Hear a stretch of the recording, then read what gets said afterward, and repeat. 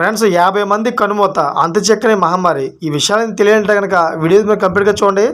అప్పుడే మీకు complete information ఏంటో అర్థమవుతుంది. అదేవిధంగా చాలామంది వీడియో చూస్తున్నారు కానీ లైక్ అని కామెంట్ చేయట్లేదు. దయచేసి లైక్ అని కామెంట్ చేయండి. లైక్ అని కామెంట్ చేయడం వల్ల ఈ ఇన్ఫర్మేషన్ మనం చాలామందికి తెలియజేసిన వాళ్ళు అవుతాం. అసలు 50 మంది ఎలా చనిపోయారు, ఆ మహమ్మారి ఏంటి, అసలు ఎందుకంత ప్రమాదం పొంచి వచ్చింది అనే విషయాలు పూర్తిగా మనం తెలుసుకునే వాళ్ళు అవుతాం. ఇంకా లేట్ చేయకుండా పూర్తి వివరాలు తెలుసుకుందాం. ఫ్రెండ్స్, అంతుచిక్కని వ్యాధి కారణంగా అనారోగ్యం బారిన పడిన కొన్ని గంటల్లోనే 50 మంది మృతి చెందారు. వివరాల్లోకి వెళ్తే గబ్బిలాలు తిన్న 3 పిల్లలకు మొదటగా ఈ గుర్తు తెలియని వ్యాధి సోకింది. గత 5 వారాల్లో కాంగో మొత్తం 50 మందికి ఈ వ్యాధి కారణంగా ప్రాణాలు కోల్పోయారు. డెమోక్రటిక్ రిపబ్లిక్ ఆఫ్ కాంగో ఈ వ్యాధి జనవరి 21న ప్రారంభమైంది. అయితే ఇందులో 419 కేసులు నమోదవగా ఇప్పటి వరకు 53 మరణాలు సంభవించాయి. అసలు ఈ వ్యాధి బారిన పడిన వారు అధిక జ్వరం, వాంతులు, తీవ్ర ఇబ్బంది పడతారు.